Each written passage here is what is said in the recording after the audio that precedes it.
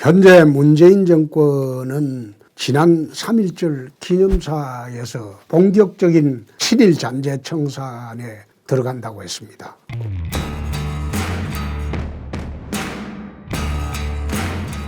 문재인 대통령은 3.1절 기념사에서 친일 잔재 청산과 빨갱이와 우리 마음속의 38선의 이념적 적대를 지우자, 이렇게 이제 주장을 하면서 친일 잔재 청산을 시작하겠다, 그런 취지로 말씀을 하셨습니다. 왜 이 시점에 친일 잔재 청산을 들고 나오고 반일 선동으로 나라를 끌고 가려고 하겠습니까? 문 정권의 통치 기조를 보면 전반 2년은 적폐 청산으로 우파정거 10년을 부정해 왔습니다. 그런데 앞으로 후반 2년은 친일 청산으로 우파 70년 모든 성취를 부정하려고 이제는 시작을 했습니다. 남북 간을 통틀어서 반일 감정이 가장 극심한 데가 북한입니다. 그것은 북한 정권의 정통성을 계속 강조하기 위해서 반일 감정을 아직도 조선중앙통신을 통해서 늘 하는 게 반일 감정입니다. 왜 그런가 하면 일제 36년 동안 그 무단 통치에서 벗어나면서 북한은 김일성 장군이 항일 운동을 했는지 안 했는지 저는 잘 모르겠습니다만 그 업적 가지고 북한 정권을 세우고 지금 지탱을 하고 있기 때문에 북한은 지금까지 반일 사상으로 뭉쳐진 집단이 되었다. 그런데 그 코드에 맞추기 위해서 또 문 정권도 북한의 코드에도 맞추고 우리 민족끼리라는 그 코드에도 또 맞추고, 또 하나 국내에서는 보수 우파가 이룩한 70년 업적을 지우기 위해서 친일 잔재 청산을 들고 나왔다. 나는 그렇게 파악을 했습니다. 최근에 최장집 고려대 명예교수, 이분도 사실 좌파 학자죠.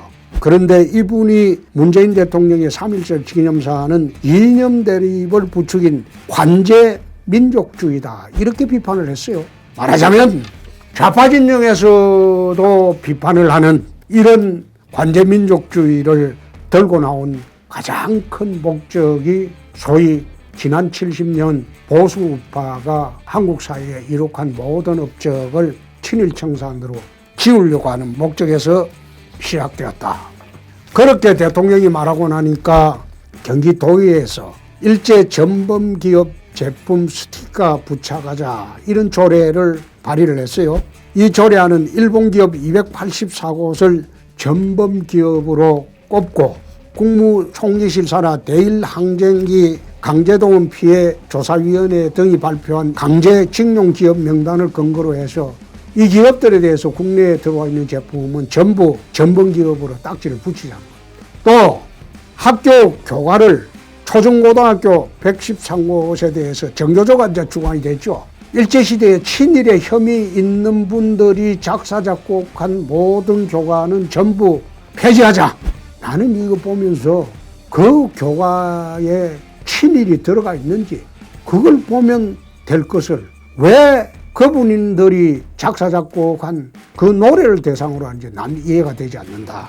또 세 번째, 국가보훈처에서는 2019년도 업무보고를 통해서 종래 독립유공자로 서훈을 받은 15,180명 중에서 전수조사에서 친일 행적이 조금이라도 드러나면 서훈을 취소한다. 그렇게 해놓고 광복 후에 자유활동 경력자 298명을 재심사해서 이 사람들은 북한 열사릉에 묻혀있더라도 유공자 인정으로 확대한다. 이게 결국 자세히 보면 제가 서두에 말씀드린 북한의 우리 민족끼리, 그리고 북한의 반일 정신 코드 맞추기입니다. 그 코드 맞추기로 남북 간이 지금 동시에 진행을 하고 있다. 네 번째, 친일 인사 관련 기념물 철거하는 운동이 정교조를 중심으로 친일 인사 동상기념관 등 기념물 철거 요구를 시작을 했어요. 3월까지 안 바꾸면 행동에 돌입하겠다, 이렇게 협박을 하고, 연세대학교 일부 학생들은 연세대 측에 백낙준 동상 철거, 친일 인사 기리는 기념물 철거 및 명칭 변경 요구까지 하고 있고, 거제 일부 시민들은 김백일 장군 친일 행적 단죄비 이것을 또 건립을 하고 있습니다. 부천시에는 친일 논란이 있던 시인 서정주, 노천명, 주요한 이런 시비를 시내에서 모두 철거한다고 합니다. 또 다섯 번째, 서울 성북구에서는 인천 김성수 호를 딴 인천로를 고려대로로 바꾸고 인천의 고향인 전북 고창군도 인천로 개명을 추진하고 있다고 합니다. 참 어이없는 짓들을 하고 있습니다. 이렇게 미래로 나가야 할 시점에 과거에 사로잡혀 가지고 한국 사회를 두 개로 쪼개고 두 개, 세 개로 쪼개 가지고 분할 통치를 하고자 하는 이런 문재인 정권의 작태는 나중에 되면 정말 비난을 받을 겁니다. 거듭 말씀드리지만 제 아버지는 일제 때 강제징용 가서 구사일생으로 살아온 분입니다. 그런데 소위 운동거리자 좌파 인사들 부친 중에서 일제시대의 친일 인사가 없었다고 할 수 있습니까?